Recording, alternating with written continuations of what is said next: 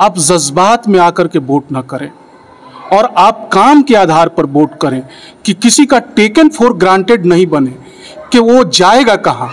जैसे मतलब दूसरी जो पार्टियां हैं, जो तथाकथित सो कॉल्ड मुस्लिम परस्त पार्टियां जो हैं, वो टेकन फॉर ग्रांटेड समझती हैं कि मुसलमान जाएगा कहाँ, हमारे ही तरफ वोट देगा, हम इनके लिए कुछ करें या ना करें, सिर्फ इनके जज्बात को उभार करके हम वोट ले लेंगे।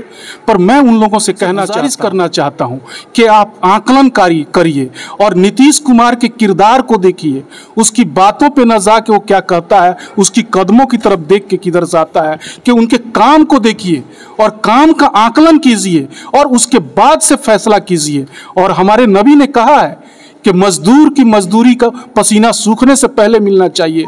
आप सच्चे मुसलमान हैं तो आप उनके काम को मानते हैं और जानते हैं और इकरार भी करते हैं, तो उनकी मजदूरी दीजिए। आप कहा जाता है पसीना सूखने से पहले मजदूरी मिलनी चाहिए। हजरत मोहम्मद मुस्तफ़ा सल्लल्लाहु अलैहि वसल्लम ने कहा है, नीतीश कुमार आपके लिए काम कर रहे हैं, मजदूरी कर रहे हैं, तो आप उनको मजदूरी दीजिए और फिर उनके हाथों को मजबूत कीजिएगा, तो देखिएगा और दिल खोल के आपके लिए काम करेंगे। निरंतर आपको तरक्की का मौका दे ही रहे हैं, आगे भी आपके लिए काम करेंगे। पूरे समाज में अमन है, सादगी है, तहफ़्फ़ुज़ आपको दे रहे हैं पूरा के साथ खड़े हैं और हम लोग माननीय मुख्यमंत्री आपको दे रहे हैं पूरा। किसी तरह का खौफ नहीं है आपके अंदर, आपके खाने पीने में कोई प्रॉब्लम नहीं है, कोई आपकी हांडी को चेक नहीं कर रहा है। फिर आपको क्या चाहिए?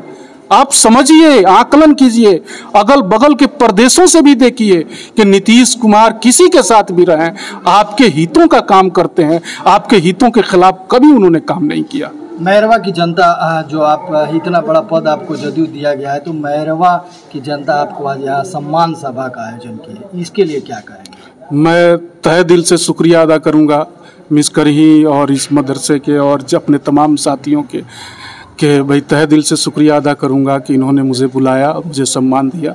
सभी का बहुत बहुत धन्यवाद। एक बार परिचय बताएं। अशरफ अंसारी, प्रदेश अध्यक्ष अल्पसंख्यक प्रकोष्ठ, बिहार प्रदेश जनता दल यू। ज्ञापन में और क्या मांग है आप लोगों का? उस ज्ञापन में मांग है कि अभी तक हम लोग केंद्र सरकार के अधीन हम लोग SPQEM के अंतर्गत हम लोग साइंस टीचर हैं, तो हम लोग का मांग है, अभी हम लोग का सैलरी बेसिक सैलरी मात्र 6,000 और 12,000 है। BSc जो किया है उसके लिए 6,000 और जो MSc किया है उसके लिए 12,000, और वो भी टाइम से नहीं मिलता है, 2 साल 3 साल 4 साल पे मिलता है। तो हम लोगों ने मांग किया है कि हम लोग का भी बेसिक सैलरी या हम लोग का जो सुख सुविधा है, हम लोग को भी जो मदरसा में बाकी टीचर्स हैं उनके बराबर मिलना चाहिए, क्योंकि हमारी योग्यता भी कम नहीं है। हम लोग की योग्यता के अनुसार हम लोग को क्या आपको लगता है सरकार आपकी मांग को सुनेगी?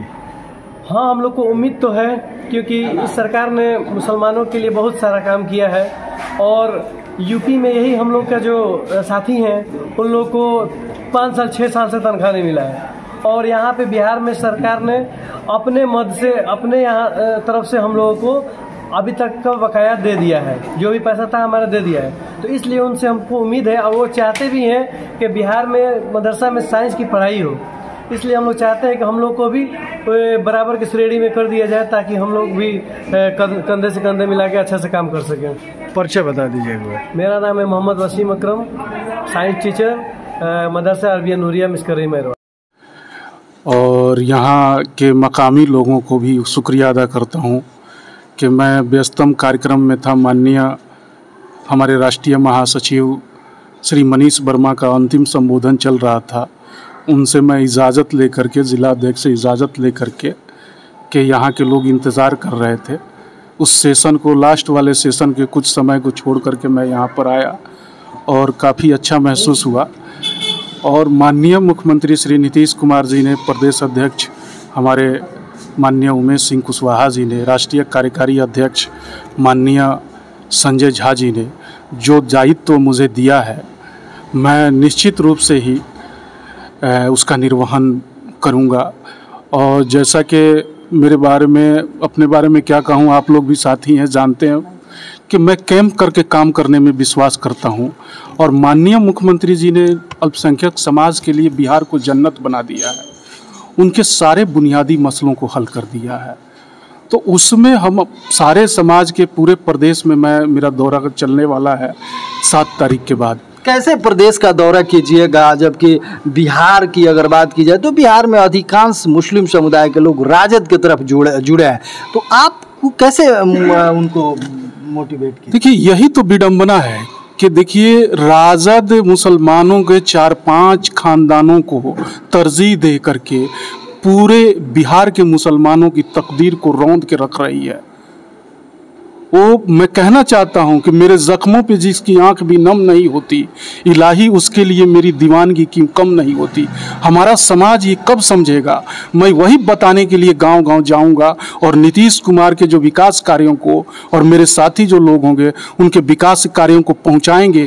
क्या आप आकलन कीजिए, आप देखिए कि आप क्या है। अगर कोई अंधा होता है तो देख लेता है कि ये आंख बंद करके टो के देख लेता है कि वो नहीं हुआ। ये तो खुली आंख से आपको विकास दिख रहा है, सड़क दिख रहा है, बिजली दिख रही है, पानी का हो रहा है, नौकरियां दिख रही है, अमन दिख रहा है, तहफ़्फ़ुज़ आप लोगों को मिल रहा है, आपको तरक्की के मौके मिल रहे हैं, सब कुछ मिल रहा है।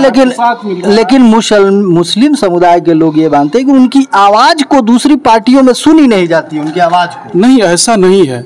माननीय मुख्यमंत्री जिस मदरसे की फाइल को बहुत सारे मौलाना लोग पटना गए थे और कहे थे कि मदरसों की जो उस्ताजा हैं उनके सैलरी को बढ़ा दीजिए और हमारे जो और मदरसे हैं उनका एफिलिएशन सरकारी कर दीजिए। माननीय लालू जी ने उस फाइल को फेंक दिया था। उस फाइल को नीतीश कुमार जी ने आकर के सारे मदरसे को जो इसमें आते थे 2659 में 800 कुछ मदरसों को उन्होंने एफिलिएट किया और आज उसमें 30,000 के स्टार्टिंग सैलरी मिल रही है। कई पुराने जो मदारिस के उस्ताजा हैं उनको 72 हज़ार रुपये सैलरी मिल रही है। और तो और आप बीपीएससी का देख लीजिए, इतने मुस्लिम बच्चे IAS बीपीएससी पास कर रहे हैं, CDPO बन रहे हैं, BDO बन रहे हैं, DDC बन रहे हैं, DSP बन रहे हैं। उसके बाद से और काम UPSC के लिए। जदयू की बात अगर की जाए तो आप जदयू के हैं नेता तो बोल रहे हैं, जदयू का जो गठबंधन भाजपा के साथ है तो ये मुस्लिम समुदाय कैसे स्वीकार करेगा? यही समझाने की बात है कि वो जदयू के साथ, राजद के साथ रहें, चाहे वो बीजेपी के साथ रहें। नीतीश कुमार अपनी मुद्दों पे राजनीति करते हैं।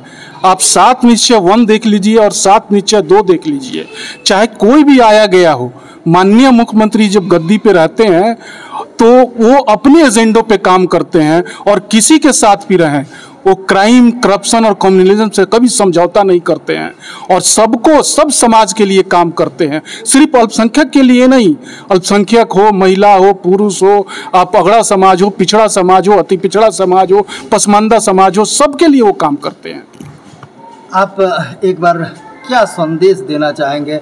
आपको जदयू ने बहुत बड़ी जिम्मेदारी दी है, तो पूरे प्रदेश के जो मुस्लिम समुदाय के लोग हैं उनको क्या संदेश देना? मैं अपने मुसलमान भाइयों से, खास करके अक़लियत समाज में और भी लोग आते हैं, जैन समाज के भी लोग आते हैं, क्रिश्चियन भी आते हैं और सिख समाज के भी लोग आते हैं, पर खास करके मैं अक़लियत मुस्लिम समाज के लोगों से कहना चाहता हूँ